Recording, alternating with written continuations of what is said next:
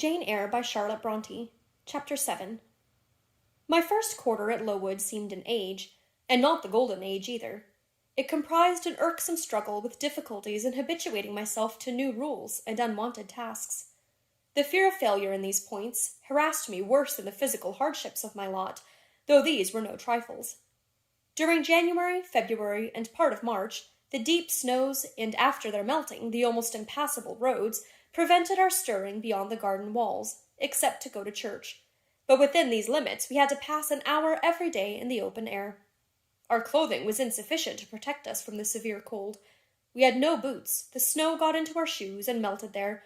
Our ungloved hands became numbed and covered with chilblains, as were our feet. I remember well the distracting irritation I endured from this cause every evening when my feet inflamed, and the torture of thrusting the swelled, raw, and stiff toes into my shoes in the morning. Then the scanty supply of food was distressing. With the keen appetites of growing children, we had scarcely sufficient to keep alive a delicate invalid. From this deficiency of nourishment resulted an abuse, which pressed hardly on the younger pupils. Whenever the famished great girls had an opportunity, they would coax or menace the little ones out of their portion. Many a time I have shared between two claimants the precious morsel of brown bread distributed at tea-time, and after relinquishing to a third half the contents of my mug of coffee, I have swallowed the remainder with an accompaniment of secret tears, forced from me by the exigency of hunger. Sundays were dreary days in that wintry season. We had to walk 2 miles to Brocklebridge Church, where our patron officiated. We set out cold. We arrived at church colder. During the morning service we became almost paralyzed. It was too far to return to dinner, and an allowance of cold meat and bread, in the same penurious proportion observed in our ordinary meals, was served round between the services. At the close of the afternoon service we returned by an exposed and hilly road, where the bitter winter wind, blowing over a range of snowy summits to the north, almost flayed the skin from our faces. I can remember Miss Temple walking lightly and rapidly along our drooping line, her plaid cloak, which the frosty wind fluttered, gathered close about her, and encouraging us by precept and example to keep up our spirits and march forward, as she said, like stalwart soldiers. The other teachers, poor things, were generally themselves too much dejected to attempt the task of cheering others. How we longed for the light and heat of a blazing fire when we got back! But, to the little ones at least, this was denied. Each hearth in the schoolroom was immediately surrounded by a double row of great girls, and behind them the younger children crouched in groups, wrapping their starved arms in their pinafores. A little solace came at tea-time in the shape of a double ration of bread, a whole instead of a half slice, with the delicious addition of a thin scrape of butter. It was the hebdomadal treat to which we all looked forward from Sabbath to Sabbath. I generally contrived to reserve a moiety of this bounteous repast for myself, but the remainder I was invariably obliged to part with. The Sunday evening was spent in repeating by heart the church catechism, and the 5th, 6th, and 7th chapters of St. Matthew, and in listening to a long sermon read by Miss Miller, whose irrepressible yawns attested her weariness. A frequent interlude of these performances was the enactment of the part of Eutychus by some half-dozen of little girls, who, overpowered with sleep, would fall down, if not out of the 3rd loft, yet off the 4th form, and be taken up half dead. The remedy was to thrust them forward into the centre of the schoolroom, and oblige them to stand there till the sermon was finished. Sometimes their feet failed them, and they sank together in a heap. They were then propped up with the monitor's high stools. I have not yet alluded to the visits of Mr. Brocklehurst, and indeed that gentleman was from home during the greater part of the first month after my arrival, perhaps prolonging his stay with his friend the Archdeacon. His absence was a relief to me. I need not say that I had my own reasons for dreading his coming, but come he did at last. One afternoon, I had then been 3 weeks at Lowood, as I was sitting with a slate in my hand, puzzling over a sum in long division, my eyes, raised in abstraction to the window, caught sight of a figure just passing. I recognized almost instinctively that gaunt outline, and when, 2 minutes after, all the school, teachers included, rose en masse, it was not necessary for me to look up in order to ascertain whose entrance they thus greeted. A long stride measured the schoolroom, and presently beside Miss Temple, who herself had risen, stood the same black column which had frowned on me so ominously from the hearthrug of Gateshead. I now glanced sideways at this piece of architecture. Yes, I was right. It was Mr. Brocklehurst, buttoned up in a surtout, and looking longer, narrower, and more rigid than ever. I had my own reasons for being dismayed at this apparition. Too well I remembered the perfidious hints given by Mrs. Reed about my disposition, etc., the promise pledged by Mr. Brocklehurst to apprise Miss Temple and the teachers of my vicious nature. All along I had been dreading the fulfillment of this promise. I had been looking out daily for the coming man, whose information respecting my past life and conversation was to brand me as a bad child forever. Now there he was. He stood at Miss Temple's side. He was speaking low in her ear. I did not doubt he was making disclosures of my villainy, and I watched her eye with painful anxiety, expecting every moment to see its dark orb turn on me a glance of repugnance and contempt. I listened, too, and as I happened to be seated quite at the top of the room, I caught most of what he said. Its import relieved me from immediate apprehension. I suppose, Miss Temple, the thread I bought at Lowton will do. It struck me that it would be just of the quality for the calico chemises, and I sorted the needles to match. You may tell Miss Smith that I forgot to make a memorandum of the darning needles, but she shall have some papers sent in next week, and she is not on any account to give out more than one at a time to each pupil. If they have more, they are apt to be careless and lose them. If they have more, and, oh, ma'am, I wish the woolen stockings were better looked to. When I was here last, I went into the kitchen garden and examined the clothes drying on the line. There was a quantity of black hose in a very bad state of repair. From the size of the holes in them, I was sure they had not been well mended from time to time. He paused. Your directions shall be attended to, sir, said Miss Temple. And, ma'am, he continued, the laundress tells me some of the girls have 2 clean tuckers in the week. It is too much. The rules limit them to 1. I think I can explain that circumstance, sir. Agnes and Catherine Johnstone were invited to make tea with some friends at Lowton last Thursday, and I gave them leave to put on clean tuckers for the occasion. Mr. Brocklehurst nodded. Well, for once it may pass, but please not to let the circumstance occur too often. And there is another thing which surprised me. I find, in settling accounts with the housekeeper, that a lunch, consisting of bread and cheese, has twice been served out to the girls during the past fortnight. How is this? I looked over the regulations, and I find no such meal as lunch mentioned. Who introduced this innovation, and by what authority? I must be responsible for the circumstance, sir, replied Miss Temple. The breakfast was so ill-prepared that the pupils could not possibly eat it, and I dared not allow them to remain fasting till dinner-time. Madam, allow me an instant. You are aware that my plan in bringing up these girls is, not to accustom them to habits of luxury and indulgence, but to render them hardy, patient, self-denying. Should any little accidental disappointment of the appetite occur, such as the spoiling of a meal, the under or the overdressing of a dish, the incident ought not to be neutralized by replacing with something more delicate the comfort lost, thus pampering the body and obviating the aim of this institution. It ought to be improved to the spiritual edification of the pupils by encouraging them to evince fortitude under temporary privation. A brief address on those occasions would not be mistimed, wherein a judicious instructor would take the opportunity of referring to the sufferings of the primitive Christians, to the torments of martyrs, to the exhortations of our blessed Lord himself, calling upon his disciples to take up their cross and follow him, to his warnings that man shall not live by bread alone, but by every word that proceedeth out of the mouth of God, to his divine consolations, if ye suffer hunger or thirst for my sake, happy are ye. Oh, madam, when you put bread and cheese instead of burnt porridge into these children's mouths, you may indeed feed their vile bodies, but you little think how you starve their immortal souls. Mr. Brocklehurst again paused, perhaps overcome by his feelings. Miss Temple had looked down when he first began to speak to her, but she now gazed straight before her, and her face, naturally pale as marble, appeared to be assuming also the coldness and fixity of that material, especially her mouth, closed as if it would have required a sculptor's chisel to open it, and her brow settled gradually into petrified severity. Meantime, Mr. Brocklehurst, standing on the hearth with his hands behind his back, majestically surveyed the whole room. Suddenly, his eye gave a blink, as if it had met something that either dazzled or shocked its pupil. Turning, he said in more rapid accents than he had hitherto used, Miss Temple, what is that girl with curled hair? Red hair, ma'am, curled all over. And extending his cane, he pointed to the awful object, his hand shaking as he did so. It is Julia Severn, replied Miss Temple very quietly.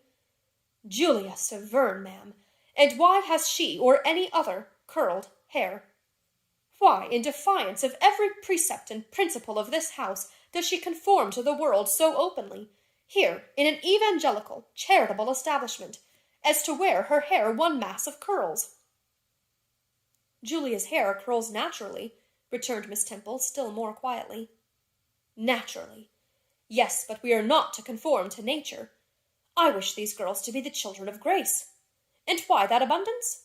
I've again and again intimated that I desire the hair to be arranged closely, modestly, plainly. Miss Temple, that girl's hair must be cut off entirely. I will send a barber tomorrow, and I see others who have far too much of the excrescence. That tall girl, tell her to turn round. Tell all the first form to rise up and direct their faces to the wall." Miss Temple passed her handkerchief over her lips, as if to smooth away the involuntary smile that curled them. She gave the order, however, and when the first class could take in what was required of them, they obeyed. Leaning a little back on my bench, I could see the looks and grimaces with which they commented on this maneuver. It was a pity Mr. Brocklehurst could not see them too. He would perhaps have felt that, whatever he might do with the outside of the cup and platter, the inside was further beyond his interference than he imagined. He scrutinized the reverse of these living metals some 5 minutes, then pronounced sentence. These words fell like the knell of doom. "All those top-knots must be cut off." Miss Temple seemed to remonstrate. "Madam," he pursued, "I have a master to serve whose kingdom is not of this world. My mission is to mortify in these girls the lusts of the flesh, to teach them to clothe themselves with shamefacedness and sobriety, not with braided hair and costly apparel. And each of the young persons before us has a string of hair twisted in plaits which vanity itself might have woven. These, I repeat, must be cut off. Think of the time wasted, of—" Mr. Brocklehurst was here interrupted. 3 other visitors, ladies, now entered the room. They ought to have come a little sooner to have heard his lecture on dress, for they were splendidly attired in velvet, silk, and furs. The 2 younger of the trio, fine girls of 16 and 17, had grey beaver hats, then in fashion, shaded with ostrich plumes, and from under the brim of this graceful headdress fell a profusion of light tresses, elaborately curled. The elder lady was enveloped in a costly velvet shawl, trimmed with ermine, and she wore a false front of French curls. These ladies were deferentially received by Miss Temple as Mrs. and the Misses Brocklehurst, and conducted to seats of honor at the top of the room. It seems they had come in the carriage with their reverend relative, and had been conducting a rummaging scrutiny of the room upstairs, while he transacted business with the housekeeper, questioned the laundress, and lectured the superintendent. They now proceeded to address divers remarks and reproofs to Miss Smith, who was charged with the care of the linen and the inspection of the dormitories. But I had no time to listen to what they said. Other matters called off and enchanted my attention. Hitherto, while gathering up the discourse of Mr. Brocklehurst and Miss Temple, I had not, at the same time, neglected precautions to secure my personal safety, which I thought would be effected, if I could only elude observation. To this end, I had sat well back on the form, and while seeming to be busy with my sum, had held my slate in such a manner as to conceal my face. I might have escaped notice, had not my treacherous slate somehow happened to slip from my hand, and falling with an obtrusive crash, directly drawn every eye upon me.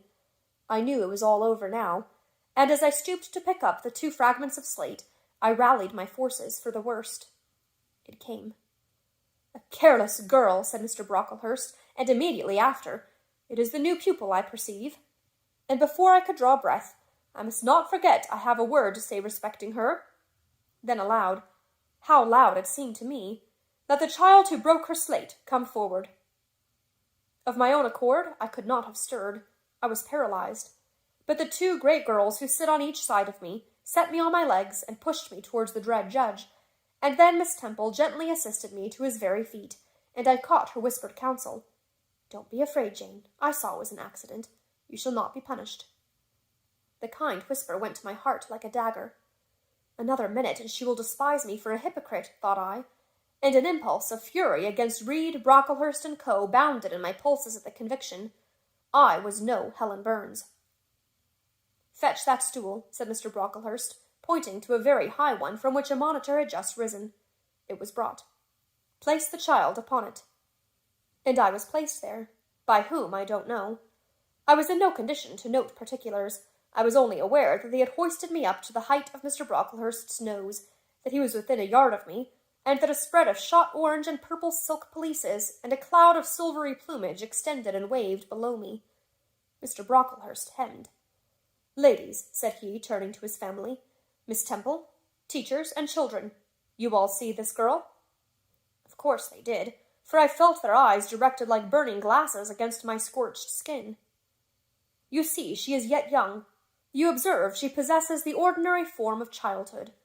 God has graciously given her the shape that he has given to all of us. No single deformity points her out as a marked character.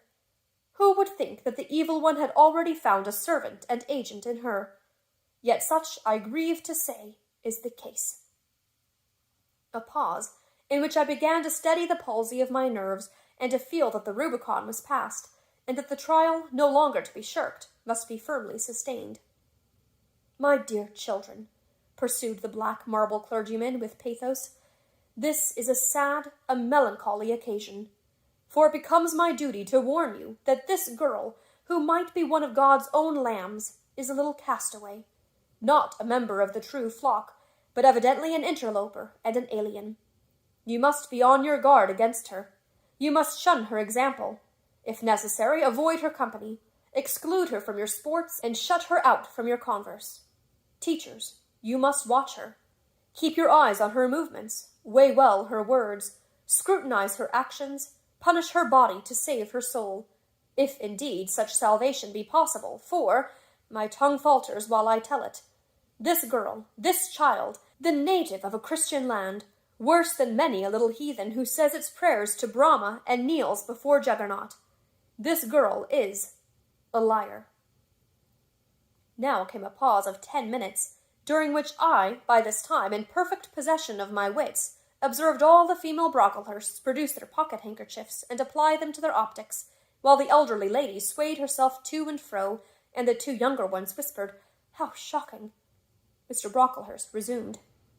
"This I learned from her benefactress, from the pious and charitable lady who adopted her in her orphan state, reared her as her own daughter, and whose kindness, whose generosity the unhappy girl repaid by an ingratitude so bad, so dreadful, that at last her excellent patroness was obliged to separate her from her own young ones, fearful lest her vicious example should contaminate their purity. She has sent her here to be healed, even as the Jews of old sent their disease to the troubled pool of Bethesda. And teachers, superintendent, I beg of you not to allow the waters to stagnate round her." With this sublime conclusion, Mr. Brocklehurst adjusted the top button of his surtout, muttered something to his family, who rose, bowed to Miss Temple, and then all the great people sailed in state from the room. Turning at the door, my judge said, "Let her stand half an hour longer on that stool, and let no one speak to her during the remainder of the day." There was I, then mounted aloft. I, who had said I could not bear the shame of standing on my natural feet in the middle of the room, was now exposed to general view on a pedestal of infamy. What my sensations were, no language can describe. But just as they all rose, stifling my breath and constricting my throat, a girl came up and passed me. In passing, she lifted her eyes. What a strange light inspired them! What an extraordinary sensation that ray sent through me! How the new feeling bore me up! It was as if a martyr, a hero, had passed a slave or victim and imparted strength in the transit. I mastered the rising hysteria, lifted up my head, and took a firm stand on the stool. Helen Burns asked some slight question about her work of Miss Smith, was chidden for the triviality of the inquiry, returned to her place, and smiled at me as she again went by. What a smile! I remember it now, and I know that it was the affluence of fine intellect, of true courage. It lit up her marked lineaments, her thin face, her sunken grey eye, like a reflection from the aspect of an angel. Yet at that moment Helen Burns wore on her arm the untidy badge. Scarcely an hour ago I had heard her condemned by Miss Scatcherd to a dinner of bread and water on the morrow, because she had blotted an exercise and copying it out. Such is the imperfect nature of man. Such spots are there on the disk of the clearest planet, and eyes like Miss Scatcherd's can only see those minute defects and are blind to the full brightness of the orb.